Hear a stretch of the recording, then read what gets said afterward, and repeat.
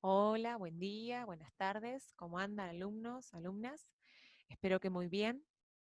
En la clase de hoy vamos a trabajar con la teoría psicogenética de Jean Piaget, un epistemólogo y biólogo suizo que en el año aproximadamente 1940-50 empezó a desarrollar esta teoría constructivista que da las bases para las teorías del aprendizaje y que empezó a dar respuesta a algunos interrogantes que surgían de pruebas de inteligencia. A Piaget le interesaba ver los errores en lugar de los aciertos, es decir, que a partir de los errores él podía empezar a pensar qué del sujeto se ponía en juego y por qué erraba, no como algo negativo, sino que algo que le podía dar a entender a esta gran teoría por qué algunos sujetos en un momento determinado pueden dar una respuesta y en otro pueden dar otra.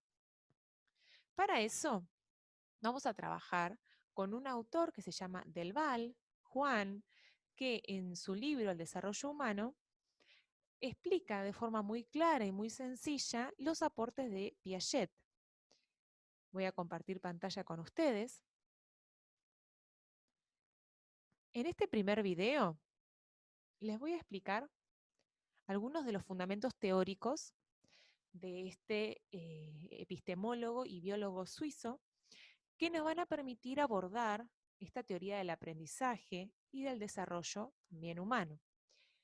Para empezar, me gustaría que estén al tanto que esta clase consiste de este video, que es la explicación teórica, y otro video de las experiencias que realizaba Piaget para poder llevar a cabo la actividad de análisis. Piaget intentaba dar respuesta a estas preguntas. ¿Cómo es posible el conocimiento? ¿Cómo se pasa de un conocimiento menor a un conocimiento mayor? ¿Y qué papel juega el sujeto en el acto del conocimiento? Por un lado, él va a tratar de entender cómo se da la construcción del conocimiento.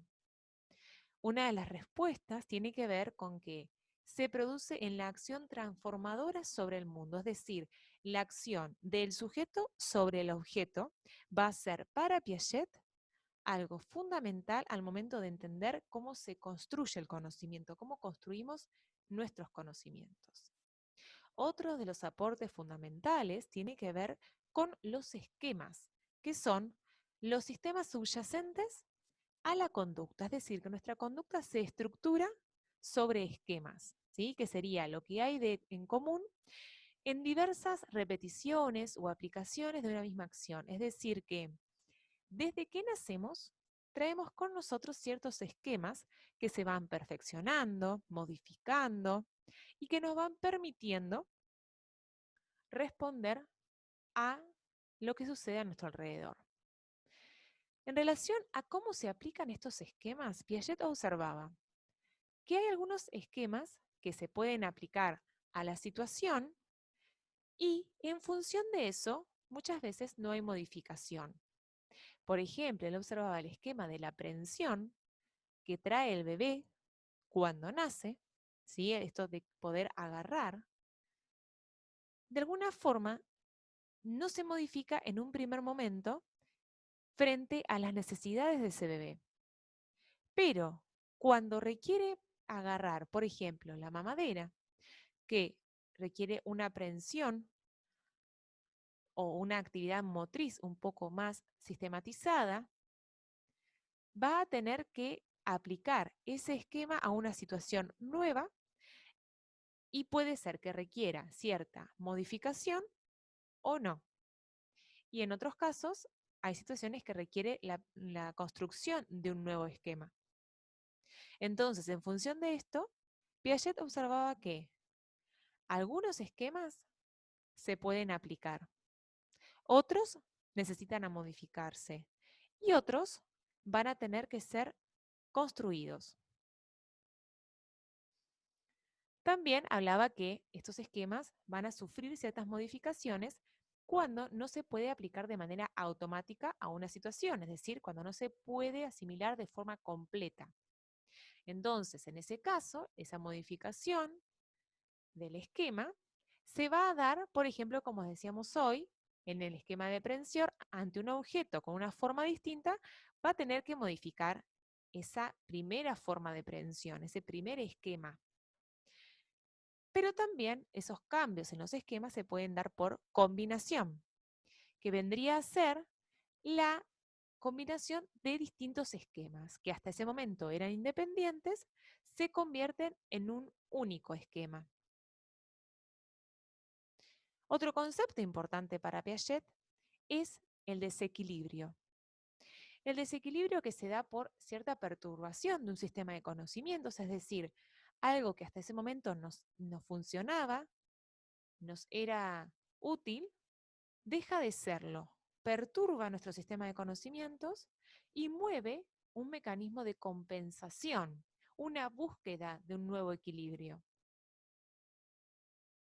Entonces, para Piaget, esto se logra a través de la acción, es decir, el acto por el cual el sujeto transforma la realidad, le da significado. Es la acción del sujeto sobre el objeto, sobre su medio, para poder buscar una nueva solución. Entonces, si se da un conflicto cognitivo, producto de esa perturbación de esos esquemas de conocimiento que hasta ese momento no servían y ahora se ponen en observación porque necesitamos otro esquema o ese mismo modificado, esto va a dar lugar a un desequilibrio y la resolución va de la mano de adquirir nuevos conocimientos. Y acá se pone en marcha entonces un proceso de aprendizaje. Si lo pensamos en modo circular, frente a una perturbación causada por un conflicto cognitivo que causa un obstáculo en la asimilación, es decir, en poder de alguna manera responder al medio, se genera un desequilibrio. Como resultado de esto, se tienen que poner en práctica nuevos conocimientos para dar una resolución a ese desequilibrio y volver a un estado de equilibrio. Hasta la siguiente perturbación que vuelve a poner en juego esta cuestión circular o cíclica. Es decir, que constantemente estamos produciendo nuevos aprendizajes debido al conflicto cognitivo o al desequilibrio de que hay ciertas cuestiones que no podemos resolver. Desde acá, lo que hablábamos hoy, que gracias al error o gracias a las dificultades es que podemos avanzar. Por eso Piaget ve al desequilibrio o la perturbación como un motor del desarrollo. Para Piaget, el origen de los conocimientos no está ni en los objetos ni en los sujetos, sino que está en las interacciones, en la interacción del objeto con el sujeto. Es decir, todo conocimiento es, por un lado, interactivo y por el otro, producto de los aportes del medio y del sujeto. ¿Sí? Por eso Piaget no es ni innatista ni ambientalista. Es constructivista, esta mirada más interaccional, de que el sujeto construye su conocimiento. De acá entonces podemos pensar estos conceptos de asimilación y acomodación, porque estos procesos van a ser el factor responsable de la evolución de los esquemas, es decir, que los esquemas son resultado de un proceso de asimilación y acomodación. Por eso se dice que el motor del desarrollo van a ser los desequilibrios que ponen en juego o en práctica estas modificaciones o estos cambios de los esquemas. Este proceso doble de asimilación y acomodación da lugar a la adaptación. En la asimilación se pone en juego la acción del organismo sobre los objetos que lo rodean. Es decir, que tiene que ver con la incorporación y la transformación del medio.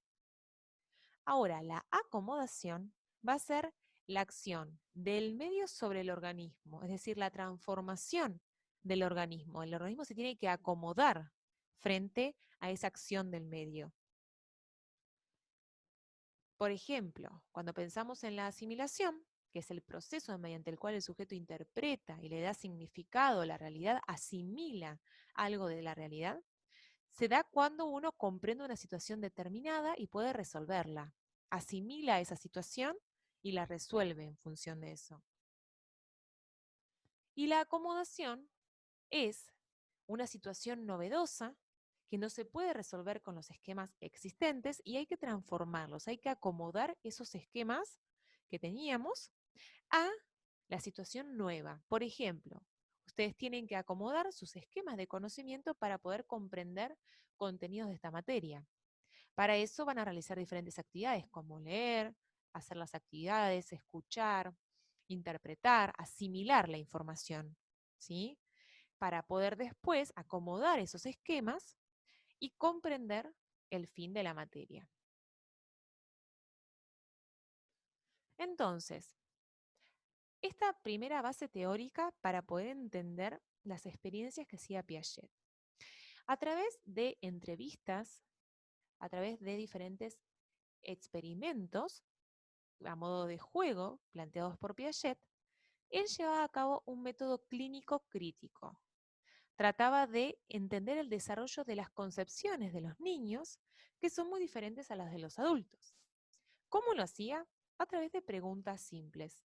Por ejemplo, le preguntaba a los chicos qué piensan que hace el sol cuando desaparece, o por qué sale la luna, cuestiones de la naturaleza, de la vida.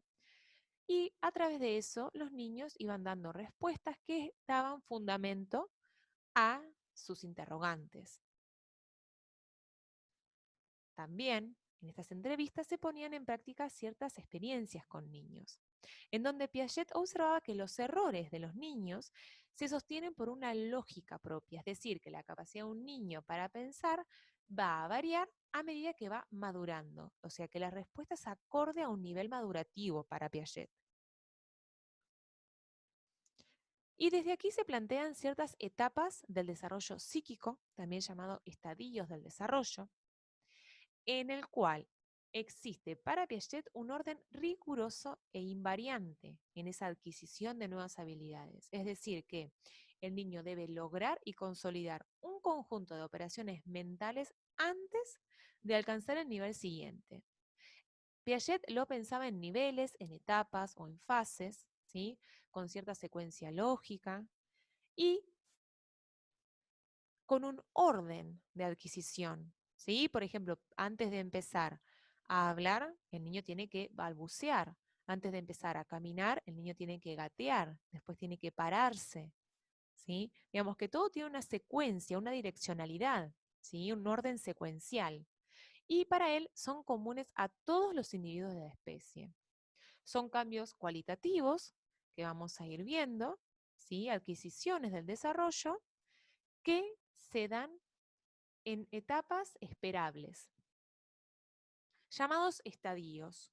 Tienen un carácter integrativo, ¿sí? Estructuras construidas en un periodo determinado que se convierten en parte integrante de las estructuras del periodo siguiente. A modo de metáfora, podemos pensar en la mamushka, ¿sí? Como uno dentro del otro, es decir, como hablábamos recién, para poder escribir, primero el niño tiene que hablar, digamos, que son ciertas estructuras que se tienen que lograr para poder acceder al siguiente estadio. Y en un orden cronológico, entonces, podemos pensarlo así. El sensorio motor es el primer estadio que va de los 0 a los 2 años de vida. El estadio preoperatorio iría de los 2 a los 7 años, el operatorio concreto de los 7 a los 11 o 12 aproximadamente, y el operatorio formal de los 12 años en adelante, prácticamente la adolescencia. Piaget decía, es con los niños con los que tenemos la oportunidad de estudiar el desarrollo del conocimiento lógico, el conocimiento matemático, el conocimiento físico, y así sucesivamente. Es decir, que Piaget fue uno de los grandes pensadores que trabajó mucho con niños, no al modo de los experimentos conductistas, claramente. Ya verán que es todo a modo de juego, solamente para ver cómo el niño piensa y construye el conocimiento. A modo de cuadro podemos pensar estas descripciones para ir situándonos en estos estadios. A nivel sensorio-motor tenemos funciones cognitivas que no son ni simbólicas ni abstractas, ¿sí? Como la palabra dice sensorio-motor porque se basa en lo que puede ver, oler, tocar, sentir. y comprende relaciones simples, ¿sí? Como por ejemplo sentarlo en una silla, ¿sí? Cuando se sienta en la silla empieza a conectar la idea de que ahí recibirá su comida, digamos, empezar a hilvanar estas relaciones. En un siguiente periodo podemos pensarlo como una función simbólica. ¿Por qué? Porque entre los 2 años aproximadamente se consolida el lenguaje, ¿sí? El lenguaje oral y más tarde el lenguaje escrito. Una característica importante de esta función semiótica o simbólica tiene que ver con el hecho de poder decir algo de otra forma. Por ejemplo, el dibujo, el juego, la imitación, ¿sí? También son funciones simbólicas. Algo importante que sucede en el estadio preoperacional es el pensamiento egocéntrico, la imposibilidad de descentrar su punto de vista. Solamente pueden responder desde su propia perspectiva. En el operatorio concreto nos encontramos entre los 7 y los 12 años con operaciones mentales muy simples, pero con una reversibilidad, es decir, que pueden volver al punto inicial, pueden deshacer mentalmente una acción, que ya lo van a ver después con las experiencias piagetianas, ¿sí? La transformación frente a una idea de conservación de sustancia pueden revertir mentalmente esta idea y volver al punto inicial. En cambio, en el operatorio formal, que ya es la última etapa del desarrollo cognoscitivo, nos encontramos en un pensamiento abstracto, simbólico, inductivo, deductivo, básicamente el pensamiento científico, la capacidad de establecer hipótesis, combinar variables, analizar diferentes factores. Vamos a ir en detalle viendo uno por uno los estadios para que después puedan vincular la teoría con las experiencias que llevaba a cabo Piaget. En este estadio sensorio-motor, recuerden que es el primero de ellos, ¿sí? La inteligencia es práctica. La inteligencia está ligada a la acción, a lo sensorial y a lo motriz, ¿sí? El ejercicio de reflejos que se da en el primer mes tiene que ver con los actos reflejos que trae el bebé. Como decíamos hoy, la aprehensión, la succión, ¿sí? Se van a dar en un primer momento como un acto reflejo y luego se irán perfeccionando como esquemas. También tenemos los primeros hábitos y reacciones circulares primarias que tienen que ver, por ejemplo, con chupar el pulgar. ¿Sí? La succión se traslada al propio cuerpo. La coordinación de la visión y la aprehensión, de alguna manera, dan lugar a las relaciones circulares secundarias, que tienen que ver con cuerpos manipulados. Pueden trasladar esta función a otros objetos, más allá del propio cuerpo. También aquí se van a dar la coordinación de esquemas secundarios con utilización de medios, es decir, con el fin de adquirir un nuevo objeto, por ejemplo, usar un palito para alcanzar una pelotita. También acá nos encontramos con las reacciones circulares terciarias, el descubrimiento de nuevos medios, ¿sí? Tirar de una manta para acercar a un objetivo, ¿sí? Algo que está arriba de la manta. Fíjense cómo se van complejizando las funciones mes a mes, ¿no? Y también empiezan a mejorar las formas, los métodos de solución de problemas. Algunos de los reflejos, reflejo de prensión, reflejo de gateo, reflejo de marcha, reflejo tónico del cuello, son algunos de los reflejos que tiene el bebé al nacer. Una adquisición importante en este estadio es el esquema del objeto permanente, es decir, la posibilidad de comprender que el objeto permanece más allá de si desaparece de la vista del niño. Recuerden que esto se va dando por etapas. Hasta los 8 meses, la noción de objeto permanente no está presente. Es decir, que si escondemos un chiche, un objeto, delante de la vista del niño, para él desaparece del plano mental. Por lo tanto, no lo va a buscar, va a llorar. Ahora, a medida que van pasando los meses, se empieza a construir gradualmente esta noción. Y esto se observa, por ejemplo, en que el niño sigue con la vista el objeto. En el primer momento ve el objeto abajo de la manta que desaparece y tiende a buscarlo. Cuando se constituye finalmente la noción de objeto permanente, va a buscarlo en cualquiera de las dos mantas que se esconda. Si está en proceso de transición, digamos, si está en proceso de construir la noción de objeto permanente, todavía no puede afrontar los desplazamientos, es decir, que su búsqueda va a ir direccionada hacia la primera manta donde fue oculto el objeto. ¿Sí? Digamos que esto es paso a paso. Segundo estadio, preoperatorio, se caracteriza por la función simbólica. Aquí todavía no está el pensamiento lógico, sino que está el pensamiento intuitivo. Si el niño va a empezar a responder en función de la intuición. En esta función simbólica tenemos al dibujo, ¿sí? Empiezan los garabatos, tenemos al juego, ¿sí? El juego que hace el niño a través de la imitación, ¿sí? Y el lenguaje, que es la función simbólica prioritaria. Hay un predominio entonces de pensamiento intuitivo en el cual dan razones de sus creencias y acciones, es decir, que su fundamento va por la percepción inmediata, por lo que ellos creen, por lo que ellos perciben, ¿sí? Por eso están centrados en lo perceptivo. Esto da cuenta también de un pensamiento egocéntrico, ¿sí? Todavía no pueden descentrar su punto de vista. También aparece aquí una diferencia con el siguiente estadio que tiene que ver con la irreversibilidad. Es decir, en el preoperatorio las acciones son irreversibles, es decir, que el niño no puede volver al punto inicial. En cambio, en el siguiente estadio, que son las operaciones concretas, se caracteriza por la reversibilidad. Pueden revertir mentalmente una acción. Aparece el pensamiento lógico, ¿sí? Que pueden dar razones fundamentadas, y también aparece la superación del egocentrismo. El pensamiento lógico de este estadio y las operaciones intelectuales que son posibles en este estadio se dan en la medida que el sujeto puede enfrentarse con problemas y objetos que son concretos, ¿sí?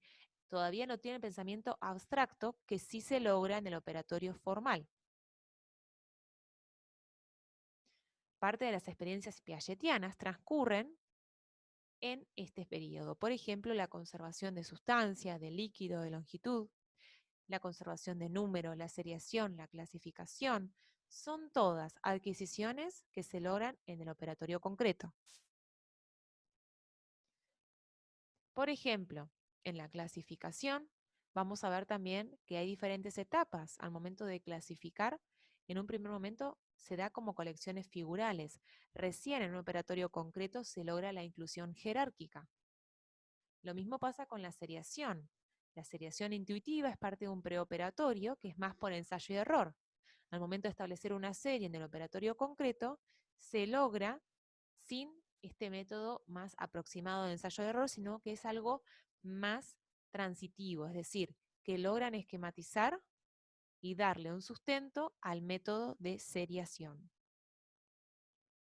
Y llegamos al operatorio formal, último estadio, en el cual el sujeto ya puede reflexionar no solo sobre objetos concretos, sino también sobre proposiciones que contienen dichos objetos.